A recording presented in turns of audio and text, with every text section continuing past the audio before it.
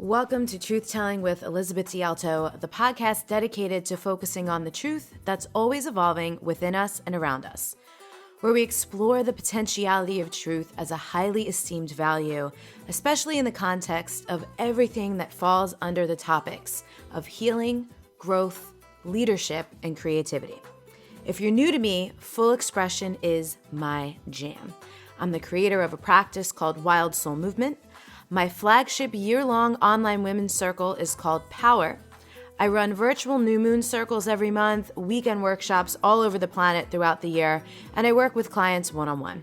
I also started doing stand-up comedy for fun in 2018. So this is a place where you can come with your multiple talents and passions to be encouraged, nourished, and cultivated. There's a lot of noise and ignorance in our current culture, and the show also aims to cut through that by exploring the truths of a diverse range of incredible voices. From authors, artists, creatives, and educators to activists, speakers, and those in various scientific and esoteric fields, our guests hail from cultures and countries all over the world. The main intention here is to contribute to creating a kinder, gentler, more curious, collaborative, reverent world where people respect each other's backgrounds, experiences, and truths, and they trust in themselves and in life and recognize that we need each other. We post a new interview every Monday, and if you want to keep up with the show notes and quotes from our guests, you can follow me on Instagram at Elizabeth DiAlto. A few disclaimers. No episode of the show is meant for everyone, and every episode is meant for whoever needs it on the right day at the right time. Not all guest views will reflect my own, and that's intentional. We don't learn, grow, heal, or improve by staying in our comfortable bubbles with all of our people who look, think, or live exactly how we do. If you love what you hear and find it useful and inspiring, the best way to show your appreciation is to share the episode, subscribe to the show, and leave us a rating or review wherever you listen in from. Thank you so much for being here, and here we go. Hello, everybody. This is episode number 326 of Truth Telling with Elizabeth DiAlto. It is also episode number 2 of our 2020 Journey into the Wild Soul. And today, if you're listening in real time, is also Cyber Monday, which is the last day of my Black Friday weekend sale and your chance to save $300 on enrollment for Power 2020. Also get a free weekend workshop in 2020. These are my signature Wild Soul Movement weekend workshops. They are normally $399, but when you join Power by the end of the day, today it is just free. You also get access to moon rituals throughout 2020 on a monthly basis, the Wild Soul Toolkit, and 10 bonus guest mentor calls from Power 2019. So that's over $1,500 in bonuses and $700 in savings.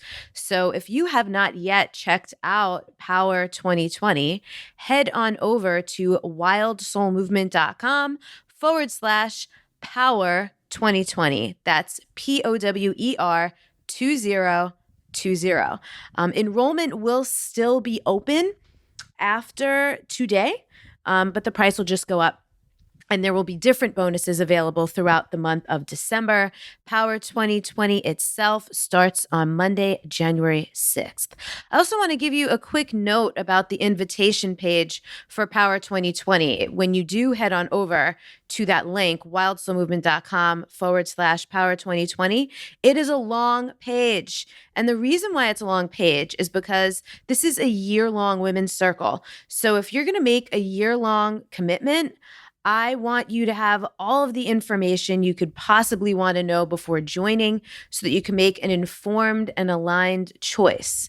And one of the things that makes the experience so profound every year is that the people who join truly want to be there. So let me just say this. Yes, there's an amazing Black Friday weekend deal going on through the end of the day today. You will save some money. You'll get some bonuses. But if you aren't 100% sure that you want to join, the enrollment doesn't actually end until January 3rd. So please take your time. There's other bonus opportunities throughout the month of December. You might want to listen to the rest of these journey episodes, join the embodiment challenge that's happening December 9th to the 13th. And there's also a couple other free workshops I'm going to be running online in the month of December. Again, I just want you to make the best choice possible for you. So some of you I know have just been like waiting to sign up for this. You know, you've been wanting to work with me. You've been seeing me talk about it all year. You see things I share in my Instagram stories from people who are currently in the program. You know the results are amazing. Maybe you checked it out last year, but it wasn't your year last year and you're ready now. If that's you, go ahead and sign up today. But again, if you're not sure yet, it's cool. You have plenty of time. You have over a month to continue feeling into it so you can make the best possible choice for you. Cool? Now, if you're just joining us, this is the Journey into the Wild Soul series that I do every year around this time to wrap up the year with focus and intention. So what we do is we take a look at your inner world to make sure you can have the best possible outer world experience. And this year, our theme is wholeness. So I want to remind you that regardless of the theme, the overall intention of the Journey into the Wild Soul series is to reflect on the year and maybe even previous years in your life, which especially this year, because we're wrapping up a whole decade, there might be a whole decade to reflect on if you feel like doing that. But we do the reflections so you could leave the past in the past and we can transition into a new year. And also, you know, if you listen to this podcast, you are likely a person who's into self-help, spirituality, or personal development. You're likely on some kind of healing, growth, or transformational path. And so I am always wanting to invite you to consider if how you go about your growth, healing, and transformation is really effective, or if it's more performative, obligatory, inefficient, ineffective, or even just a distraction, and in some extreme cases, an addiction. So this is about real deal empowerment. And to be clear, I'm not out here trying to empower you because I can't do that for you. I'm here to help you empower yourself. So that's what we're here talking about during the 6-week series. I'm giving you the tools, insight, reflection, and a container in which to do some of this work. And I'll tell you how you can get into that group in a moment. So what we do here is we approach it from different angles with the intention of helping you connect to the love and truth inside of you, which ultimately those two things are your greatest sources of power. Your power is rooted in love and truth. So to everyone who has joined the private Facebook group already, I've been really appreciating your shares. And in fact, a lot of people have mentioned that listening to the show in general has helped them to discover so much about themselves and do things differently in their lives. And I love, love, love to hear that. But a real demand and desire that I hear a lot from the community is to connect more with each other, with like-minded people. I know not all of you listening live in areas where there are people in your local community or even your personal friends and loved ones having conversations like this and exploring topics like this. So it's always a treat to get to connect with people, whether it's online or offline, who are engaged in these conversations. So if you do want to be part of that group, you can go to wildsoulmovement.com/journey 2020. We have a free Facebook group that you can join. You can share your reflections. You can ask questions if you have questions. You can connect. And it's just, you know, an extra little fun part of the journey around this time of year. I used to, for many years, run free Facebook groups. And eventually I didn't have the bandwidth to do that anymore. We had thousands of people. I think the last one I closed in 2017 had like 5,000 people in it. And that was just a lot for me. So, but I do miss it. And I do miss connecting with you all more personally as well. So this time of year for 6 weeks only, I do a pop-up Facebook group. And it's extra juicy because, again, this year, we are not just going into a new year, but a whole new decade. And listen, for some of you, that doesn't mean anything, which is fine, but others might want to ritualize that, make a big deal out of it, use that energy for good and cleansing and creating momentum in your life. So regardless of which camp you're in, I am here to help you make sure the 2020s are the most soul satisfying decade of your life so far. So if that sounds good, we are going to dive into today's episode. Today, we are specifically honing in on the roles of acceptance and grace in growth, healing, and wholeness. And we're also going to touch on deep committed practice. And what I noticed, I was kind of giggling to myself because last year during the Journey into the Wild Soul, the second episode was like the meatiest. It was the most dense episode. And it's going to be that way again this year, folks. So buckle up. You might want to listen to this more than once. Maybe you want to pause and come back to it. Maybe you want to take some notes and review them. But all right, here we go. So Acceptance, just something I've been saying for many, many years, is that acceptance has to come before improvement. And there's a couple of reasons for this.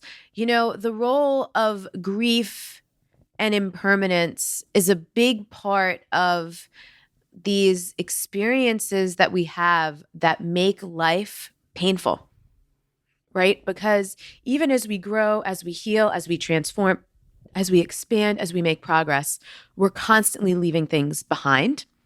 Sometimes those are dreams realized. Sometimes those are dreams unrealized. Sometimes those are people who just aren't going where we're going. Sometimes we have to adjust in relationships. Sometimes we're literally moving away and out of places that have been special to us or places that have been really hard for us to be. So, there's constantly underlying healing, growth, and transformation is grief and impermanence.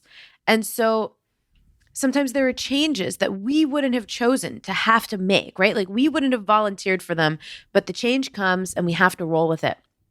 So acceptance is this constant invitation. And I love always reflecting back on, no matter what's going on in your life, where are you? If you're in a place where you think you should be, if you're not in a place where you think you should be, whatever's going on, how can you accept yourself even when or even if ... Fill in whatever blank, whatever thing you might be having a hard time accepting in the moment. So acceptance creates and facilitates and opens up a lot. It requires and invites grace, which we'll talk some more about in a little bit. But I posted some thoughts on acceptance on Instagram a couple weeks ago. So I'm going to read you what I wrote. The post itself, the image itself said, "Acceptance is not approval, endorsement, sanction, or support. Acceptance is simply a gateway to healing and better solutions." And I think that's really important to emphasize, because why a lot of people resist accepting is because they think, well, if I accept this thing, that means I'm okay with it. It doesn't have to mean that. So because the theme of this journey into the wild soul is wholeness, and one of the key experiences to your wholeness is acceptance, I want to be honest. Getting to acceptance can be a hard gateway to come by. And if you've ever found acceptance for something you used to resist or fight or couldn't change, you also know the ease, openness, and opportunities for healing, growth, and solutions that become available to you when you are finally able to accept something. So what acceptance does is it amplifies your ability to see things differently, and in some cases from a more helpful, innovative, compassionate lens or perspective. Also, accepting something doesn't mean you wouldn't want to see it shift or change. It just means that you're not attaching to a timeline or way of that happening. And that you're also trusting that even if it never happens, you're still going to find a way to be okay. A lot of people can relate to this around their bodies, right? For whatever reason, health reasons, life changes, experiences, illness, injury, whatever. Some people have experienced at one point or another maybe putting on some weight or maybe not being able to do things in your physical body that you used to, right? And so you might wish that it was different, but that doesn't mean you can't find a way to accept where you are right now. So that's just one example. And I want to make another really important point. Acceptance never means letting truly toxic or harmful people, situations, or behaviors, including your own, by the way, we're not just here to point fingers at others, to continue. Cultivating the ability to accept in order to heal, shift, or overcome is paramount, but you learn how to do that in a self-honoring way, not a self-expensive way. And I'll come back to what I mean by that, self-honoring rather than self-expensive.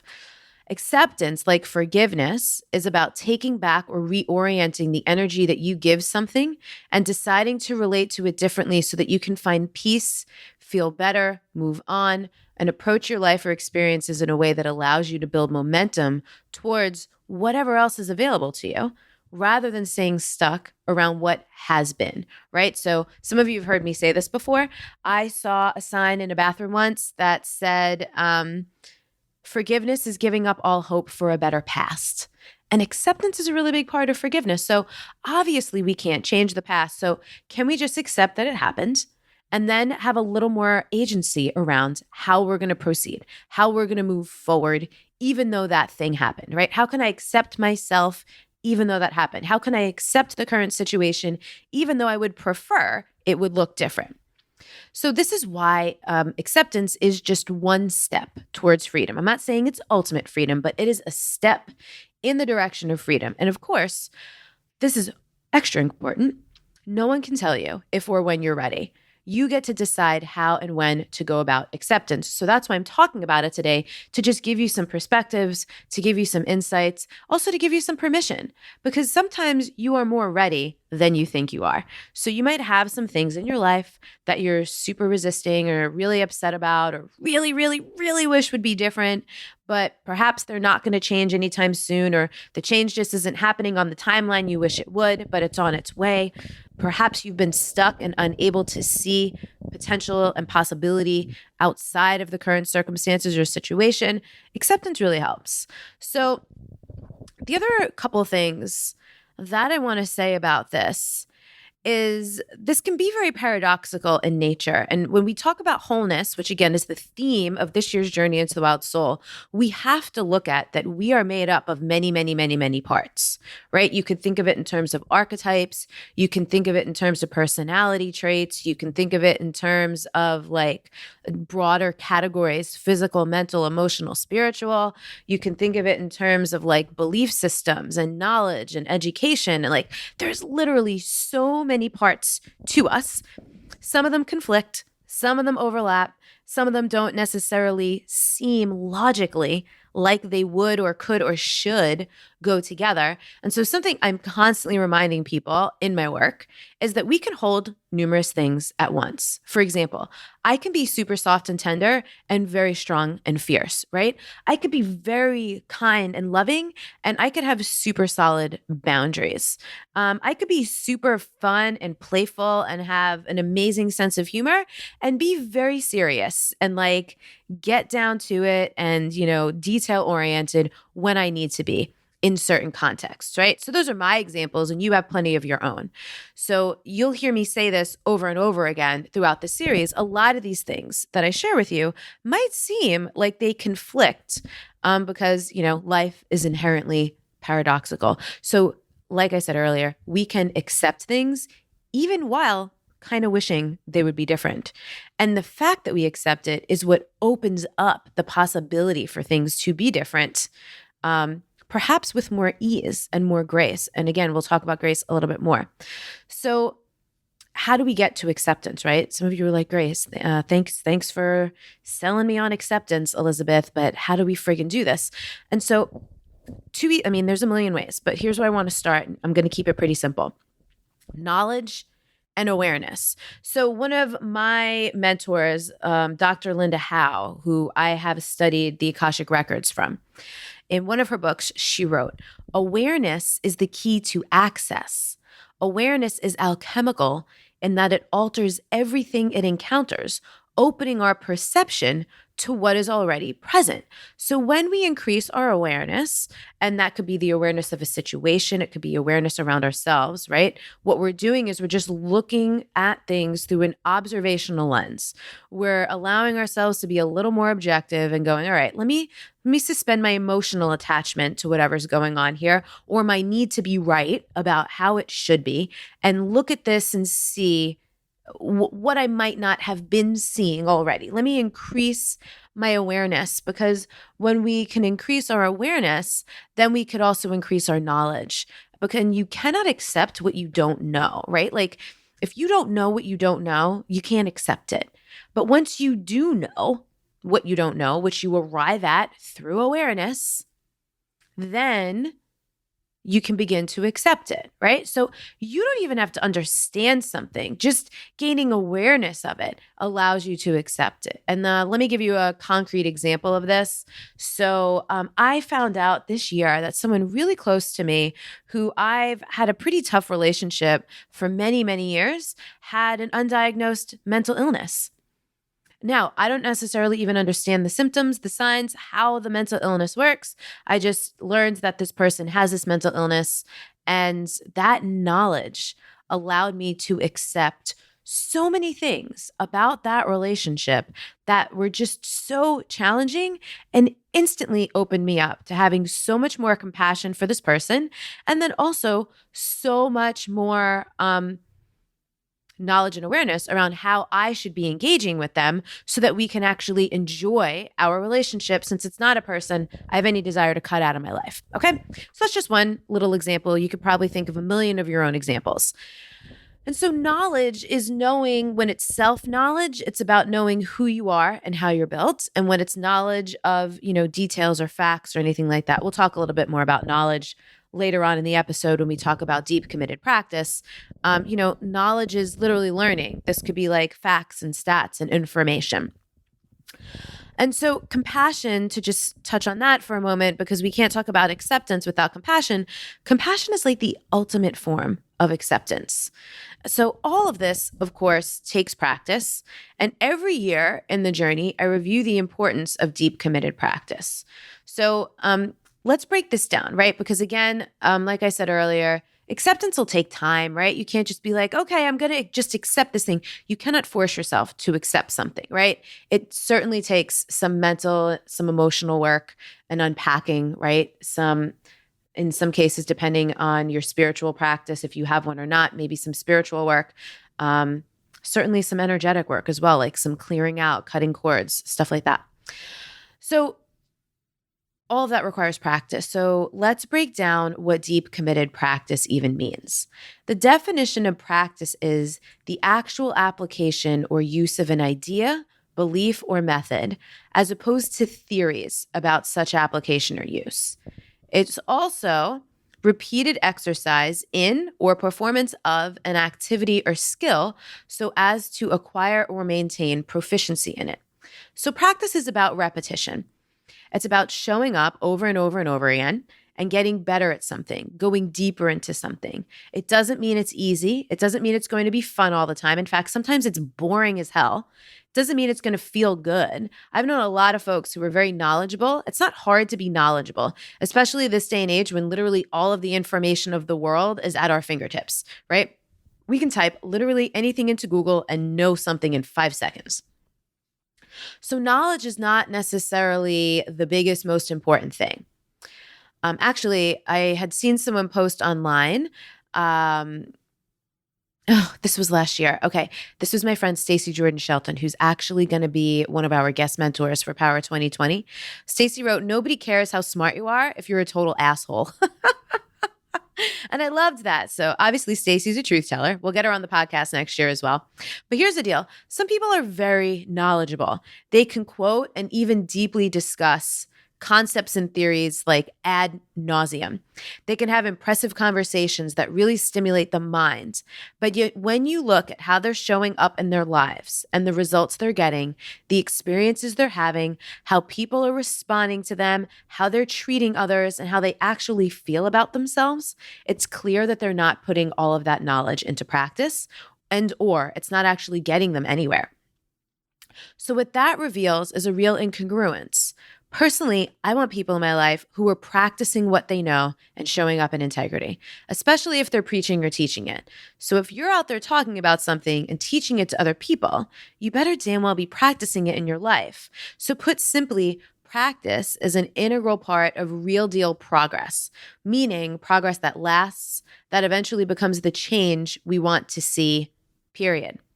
So in this age of quick fixes and magic bullets, which is across all industries, we'll often hear that in reference to weight loss, the beauty industry, because it's rampant in those places. But we also see it in business and all other types of fields. People want to make money and they want to make it fast. In some cases with no consideration for long-term sustainability, or in some cases, integrity, ethics, or moral implication, or the impact it's actually having on other people. We see it in the healing world too. People abusing healing technologies, plant medicines, and other things, turning them into escapes and addictions rather than deeply integrating after such experiences to reap the full benefits of an experience before they're off to another one, seeking the next breakthrough. If you listen to the podcast regularly, you might have heard Erin Telford on the show a couple weeks ago, and we were talking about breath work. So I had actually interviewed Erin back in September, and since then I went to another one of her breathwork sessions in October. And then I did start start. It's funny because I was re-listening to that episode when it came out a couple weeks ago, and I was saying, I would never do this breath work practice at home, but something shifted for me and I started doing the practice at home. And what I noticed is that I really can only do it once or twice a week because I always need a couple days to integrate afterwards because it is such a powerful practice. And so some people will use practices, even like breath work, and they'll just do it too much. And I can't tell you what too much looks like for you. It's different for everybody. But those things really drum up, like it moves a lot of energy in your system and can even touch on your trauma. So whatever your deep committed practice is, it doesn't mean every single day, because depending on what it is that you're practicing, it might not be appropriate every day. So this again is why it's important. Knowledge and awareness are super, super important to accept and to commit to whatever it is you're trying to practice, heal, change, transform, grow around, expand into, or anything like that. So again, deeply integrating is another theme, right? Implementing and integrating is always a theme of the journey into the wild soul. When we look at how you're going about healing, growth, and transformation, it cannot just be about consumption. It cannot just be knowledge-based.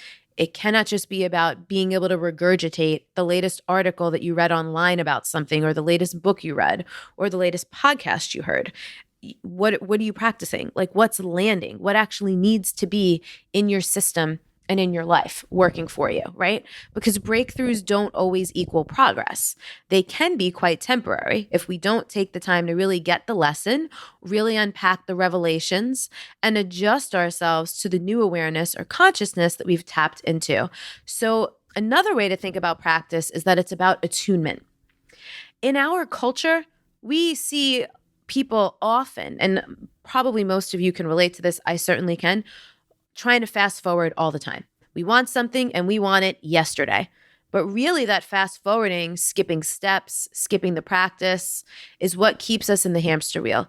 Because as we go, we're not developing the skills, practices, habits, capacity, and resiliency that are required for long-term results. We're not building the foundation.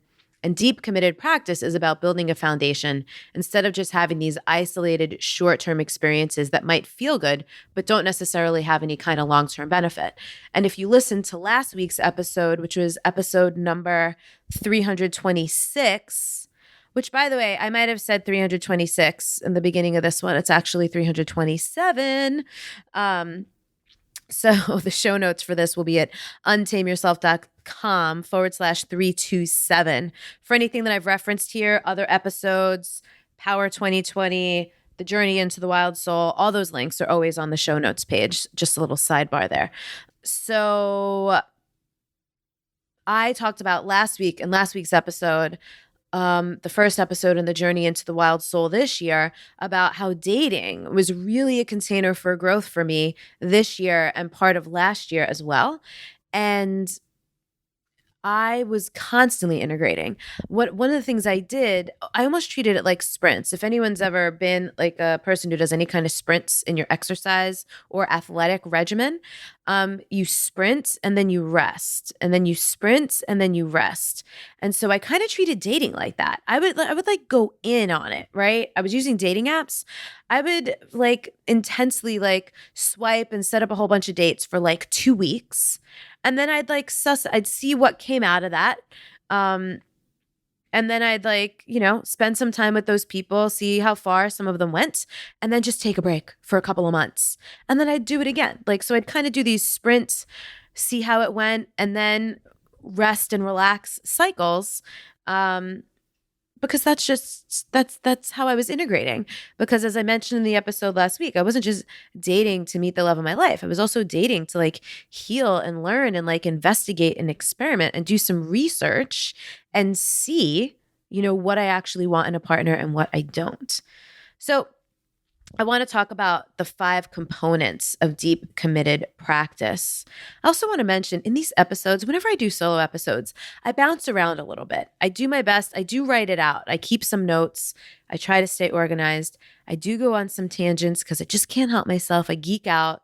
So again, that's why I recommend listening to these episodes like at least twice, because you'll catch something. Because I throw a lot into these episodes to layer it on. Don't feel like you need to catch everything. Just trust that whatever is resonant for you will jump out at you and you won't be able to miss it. Cool? So the first component of deep committed practice is patience. And patience is something we talked about. I'm constantly talking about patience.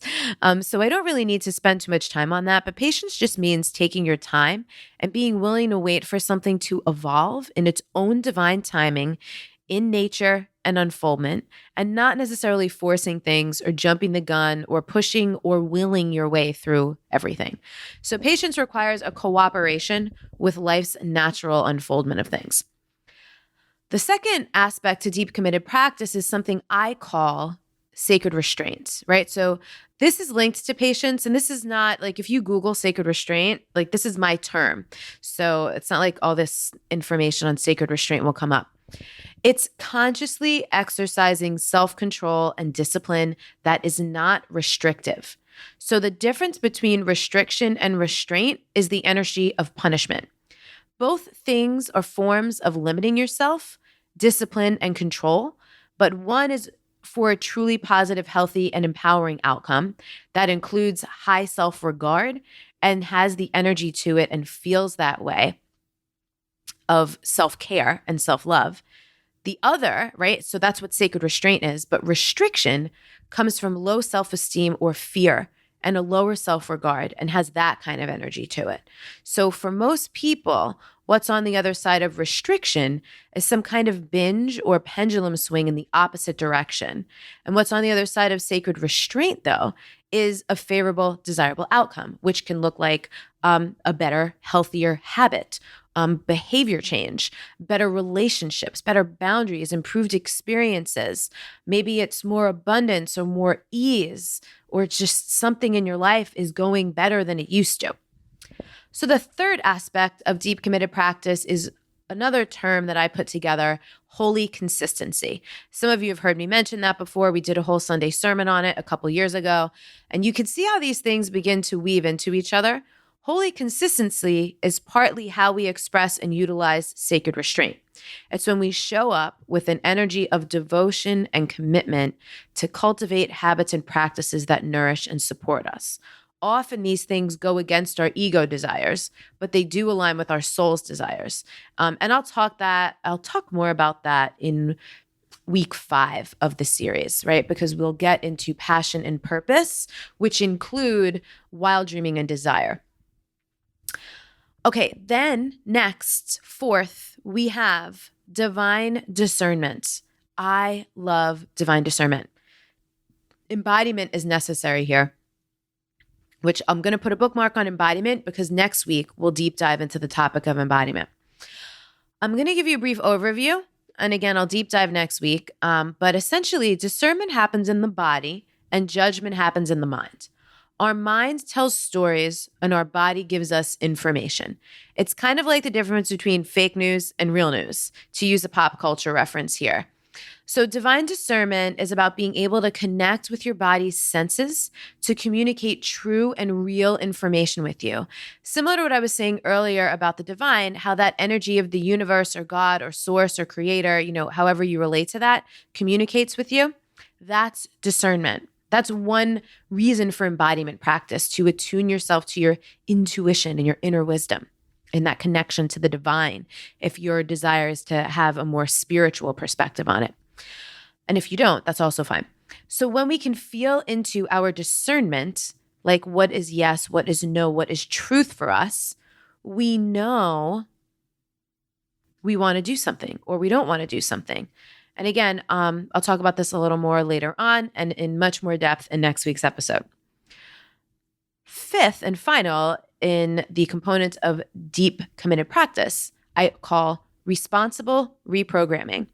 Because we all have some faulty, unhelpful, and harmful programming and conditioning just by nature of growing up in this culture. And we want to deconstruct that and then reprogram it.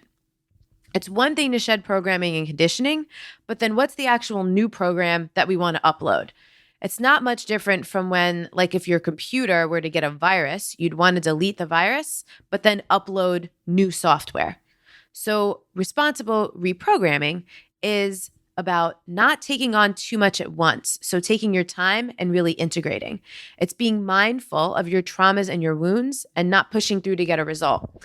And so in trauma terms, because I've been studying a bit more about the nervous system, so I can put a little more focus on that in Power 2020 next year with our embodiment practices, because something I stumbled into this year is actually how somatic the embodiment practices I use are. And somatic experiencing rather, is one practice founded by a guy named Peter Levine. It's a whole method for trauma healing that works with the nervous system, specifically through the body.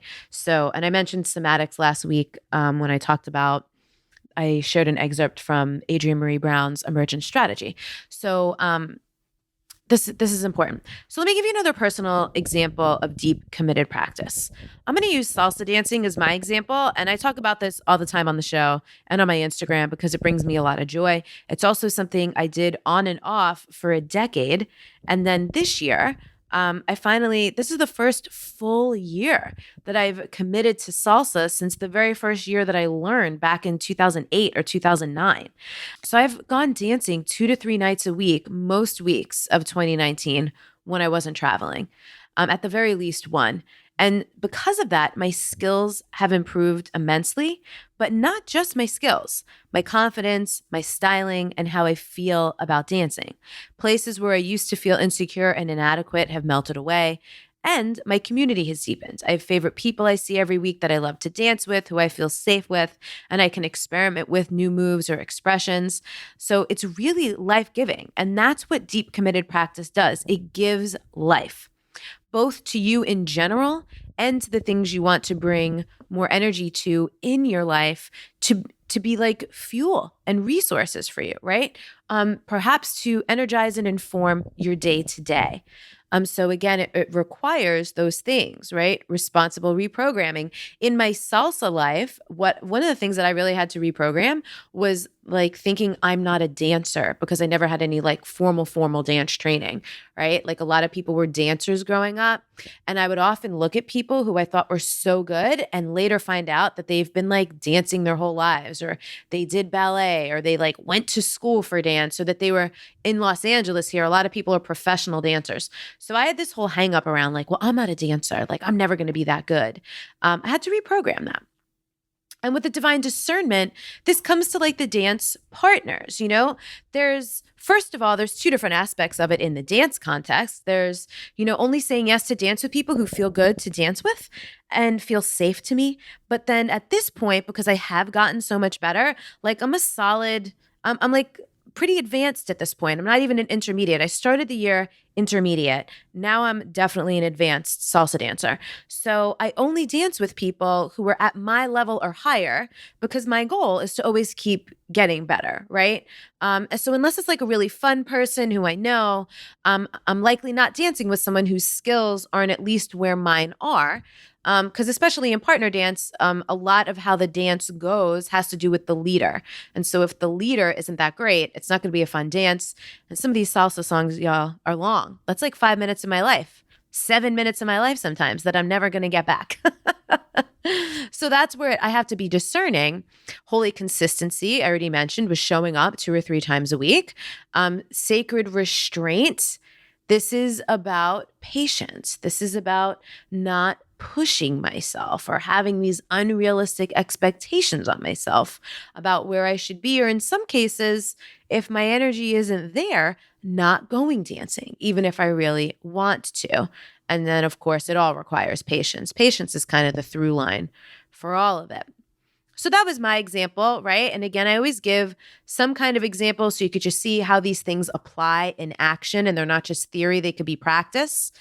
For other people, it might be meditation to manage stress and anxiety, or strength training to build your body in a certain way, or a study to master a craft in a professional field so you could advance or get a raise or get a promotion. It could be a literal craft like painting or knitting, or maybe a language. I mean, deep committed practice can apply to anything. Without it, though, will just be mediocre at best and often miss out on the full benefits and soul satisfyingness of a thing. Because let's be honest, you don't have to be great at something to enjoy it, but being proficient helps. And being great does actually feel really, really good. So whether it gets you recognized by others or just gives you something to feel proud of within yourself, there's immense benefits to deep committed practice. And again, this really opens us up to accepting. So many of the things that we will apply our deep practice to will help us to be more accepting. So to bring this back to healing, growth, and transformation, it might sound and feel like it takes longer, and often it does, but because it's much more reliable and effective, it actually saves you time in the long term because you're not just grazing and snacking, to use a metaphor, on self-help and spirituality, and or running the much higher risk of re-traumatizing yourself in poorly held containers with inconsistent methods, or what a lot of people do, you're not just piecing things together that you're learning from different books, podcasts, and Instagram memes. Deep committed practice opens you up to experience all kinds of things: forgiveness, wholeness, health. I'm going to put an asterisk on health because that means different things to all people. So whatever health means to you, right? It should, however, incorporate physical, mental, emotional, energetic. Like health has many layers to it. Relational health, healing, energy renewal, creative capacity, boundaries, courage, resiliency. So all these things. I hope I have made my points about deep committed practice. I think you get it, right? So I mentioned grace earlier, and I want to talk about grace here because acceptance often, we often can't fully accept something without a little bit of grace to like grease the skids for us, you know? So I want to read you a little excerpt from Linda Howe's book, Discover Your Soul's Path Through the Akashic Records, Taking Your Life from Ordinary to the Extraordinary. I know the title sounds a little cheesy, but this book is amazing, y'all. So here's what she says. Because grace has no boundaries, it needs us as its container. Our purpose is deliberately positioning ourselves to experience this ever-present grace, identifiable. And I so appreciate that she identifies it. Grace is really hard to articulate, but I found she did an amazing job here. Identifiable as emotional safety, security, sanctuary, upliftment, encouragement, compassion, and wisdom. Qualities facilitating intimate self-expression. In this atmosphere, our innermost self emerges, venturing into the ordinary world to make extraordinary connections and contributions. The only place possible for this to be enacted is in the present. Grace is a catalyst whose job is to activate change while remaining intact, functioning like a spiritual light enhancer. Grace brings everything it touches to its next level of aliveness, acting like fairy dust for the spiritual realm. Energetically, grace causes a quickening, speeding vibrational activity like champagne bubbles going to our head, a catalyst for our perspective. With grace, a muddy, flooded basement becomes a heroic opportunity, a shortage of cash, a creative invitation, and a health crisis, a situation in which to ask for and receive support from others. As our awareness of grace increases, so does our accessibility to the energetic environment of unconditional love, respect, and power. In short, we become our best selves. Sensing the presence of grace strengthens us to dream big dreams and take bold action. Grace protects us when we fall, comforts us when we fail, corrects our efforts, and through its transmutable nature, alters the impact of some sobering human effects. Grace facilitates our awareness that losing that job was a blessing, or that an absent parent would likely have been neglectful and we were actually being protected from greater harm. Grace gives us the ability to notice the heart of a beautiful idea hidden in the midst of a wordy poem dressed in red ink from a teacher. Most significantly, grace celebrates our successes by generating ecstatic states. It naturally uplifts us to an altitude of awareness, empowering a more loving perspective of everything in our range. Our conscious detection of grace transforms our worst situations into appropriately challenging ones, dreadfully boring moments into satisfactory ones, and good experiences into outright fabulous ones. And, something I really appreciate about Linda is she hits on all the points. It's all encompassing. It's light, it's dark, it's shadow, it's good, it's like positive and negative. It includes all the things, right? There's no spiritual bypassing there. So those are some thoughts on grace, which point us back to awareness, which points us to acceptance. Okay. We're getting ready to wrap up here. And there's something I want to mention, which again, I'm going to go into much greater detail in episodes 4 and 5 of this year's journey into the wild soul. But because today is Cyber Monday, and I know a lot of you listen in real time, I want to touch on the Arc of Power. The Arc of Power is the curriculum that we follow for the year-long Power Women's Circle. There's 4 topics: surrender and release, trust and receptivity, passion and purpose, and love and truth. And what's cool about the way the arc works, I realized this year, is that the first half of it, surrender and release and trust and receptivity, which we'll talk about more deeply in episode number 4 of the series this year, is all about allowing, right? Because allowing requires all of those things: surrender, release, trust, and receptivity. And then the second half, passion and purpose and love and truth, is about expanding. So on top of those topics, you are constantly practicing all of the things that we talked about in this episode around deep committed practice and knowledge, awareness, and acceptance, to allow more of the things that you want in your life to actually occur, and then expanding to be the person who can have and hold and nurture those things, and in some cases, steward those things. So the Arc of Power is a process through which to evolve. And all of this helps you to evolve because none of these things are fixed, right? No matter where you are in your life and what's going on, there's always something inviting you to surrender. There's always something to be released. There's always an area where you could be practicing deeper trust.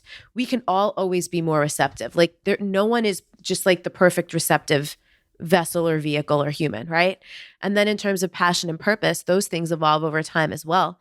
And love and truth, in my experience and also observation of the people who go through this Arc of Power with me year in and year out in Wild Soul Movement workshops and in Power.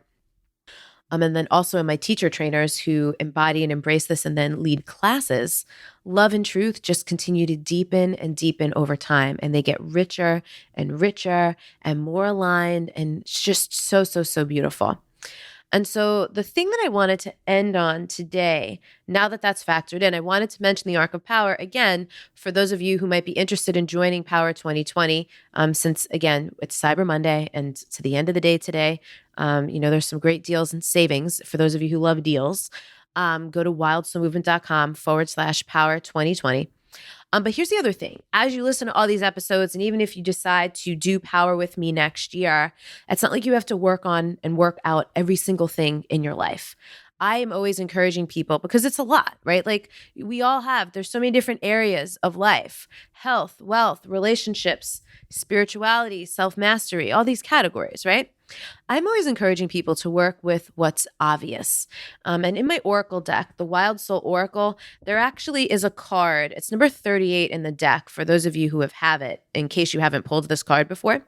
This is called Obvious Revelations.